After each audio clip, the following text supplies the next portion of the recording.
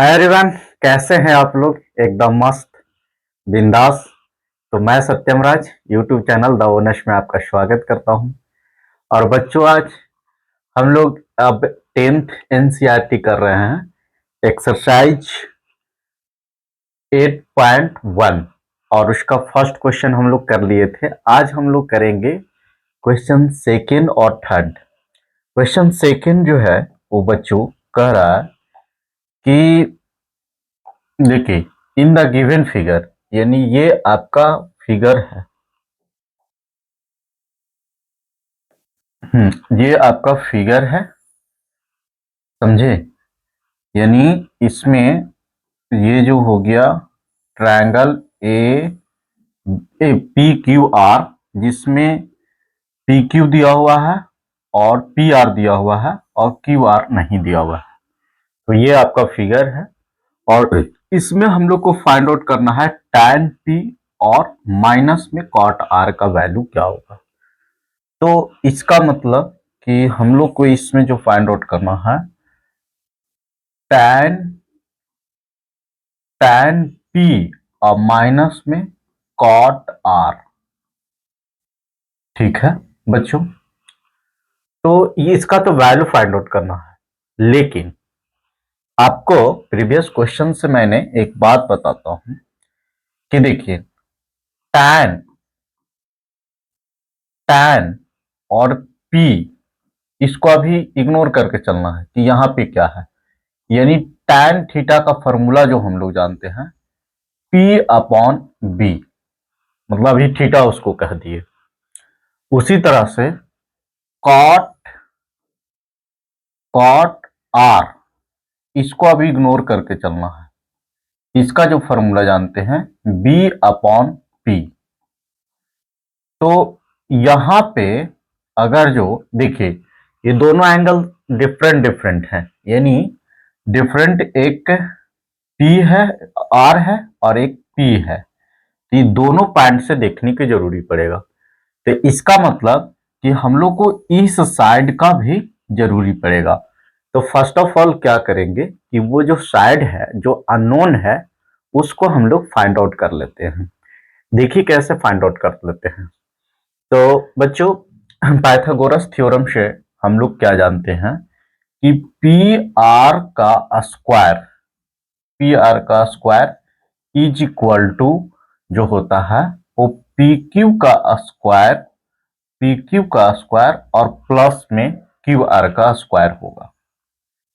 ठीक है बच्चों, यानी पाइथागोरस थ्योरम से एक ये रिलेशन लिख सकते हैं। इसके बारे में बहुत डिटेल्स हम चर्चा किए हैं प्रीवियस वीडियो में। तो आप यदि ये वीडियो देख रहे हैं ना, तो नहीं समझ में आ रहा है तो प्रीवियस वीडियो देखिए, आपको समझ में आ जाएगा।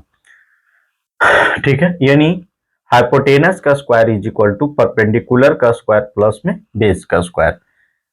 ठीक है, तो यहां पे हम लोग को पी क्यू दिया हुआ है, पी क्यू दिया हुआ है,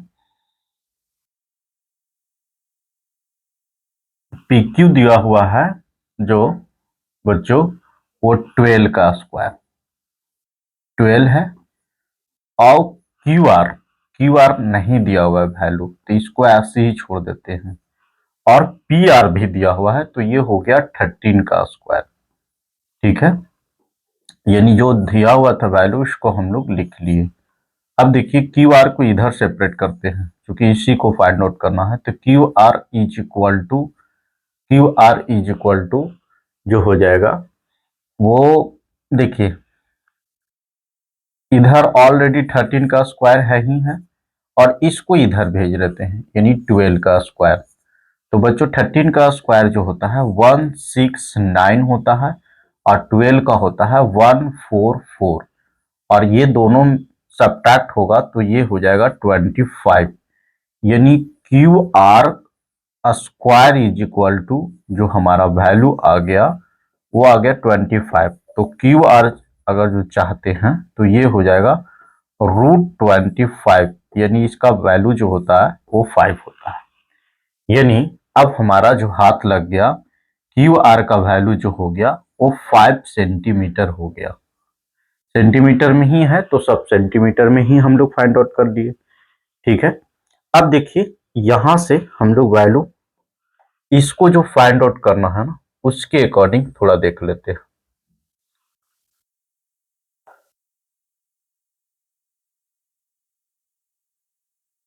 ठीक, तो देखिए tan p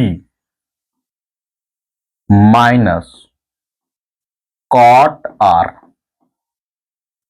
tan p minus cot r। देखिए tan p को तो यानी यहां से हम लोग देख रहे हैं, तो आपको बताए थे कि जहां से हम लोग जिस एंगल पे खड़ा होंगे उसके सामने वाला परपेंडिकुलर होगा, यानी ये परपेंडिकुलर का रोल प्ले करेगा। ठीक है, और tan theta is equal to जो फॉर्मूला होता है P अपॉन बी और माइनस, और ये cot थीटा का होता है B अपॉन P। तो इसका मतलब कि tan P के लिए परपेंडिकुलर जो हो गया वो QR हो गया, और जो बाकी रह गया वो क्या होता है, बेस। हाइपोटेनस तो फिक्स होता है, तो क्यू आर अपॉन में पी क्यू, ये हो जाएगा पी क्यू माइनस। अब कॉट आर से, तो यहां से देखना है, यहां से जब देखना है तो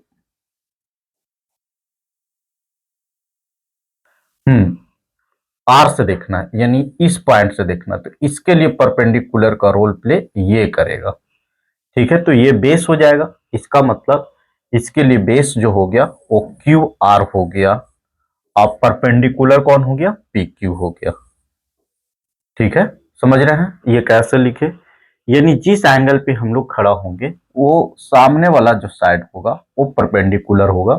बस हाइपोटेनस तो फिक्स ही होता है, पहचानना तो रहता है परपेंडिकुलर और बेस में, यही दोनों इंटरचेंज होता है। तो इसको सबसे मतलब अच्छा आइडिया है पहचानने का कि आप जहां पे जिस एंगल, यहां देखिए पी था तो पी पे हम खड़ा होके देखेंगे, अगर जो यहाँ आर है तो आर पे खड़ा होके देखेंगे, और उससे हमारा क्लियर हो जाएगा।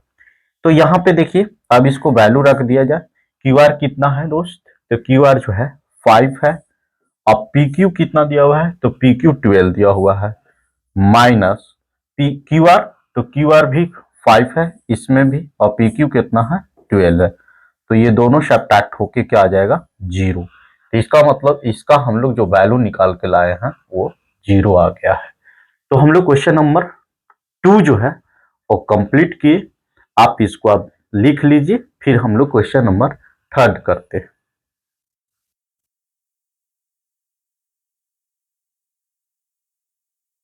हाँ, आशा है कि आप लोग लिख लिए होंगे। अब हम लोग क्वेश्चन नंबर 3 करते हैं।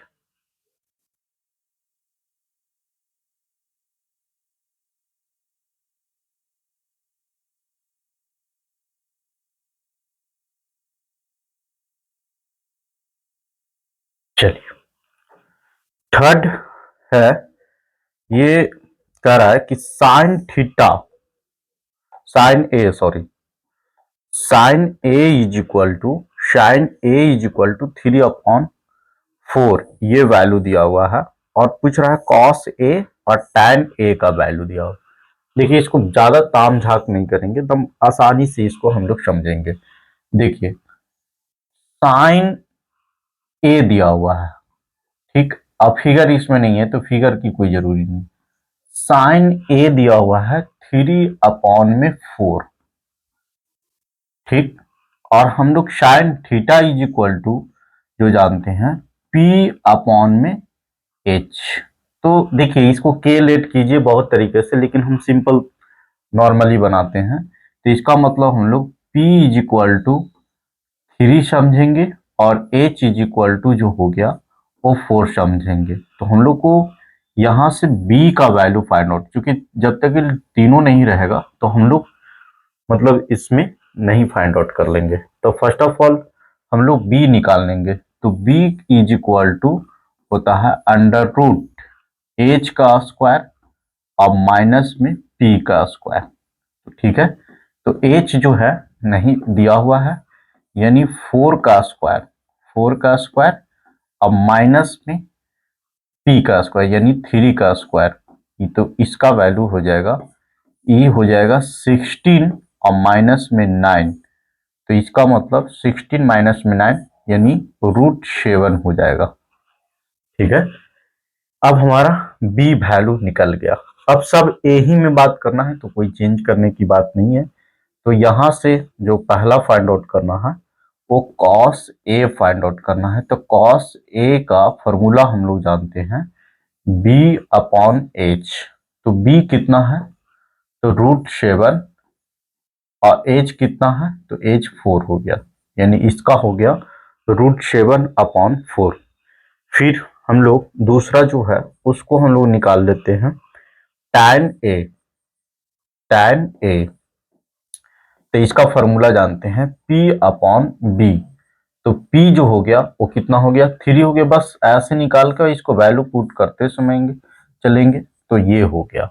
यानी अब हमारा क्वेश्चन नंबर 3 भी कंप्लीट हुआ। बच्चों अभी हम छोटा छोटा वीडियो बनाते हैं।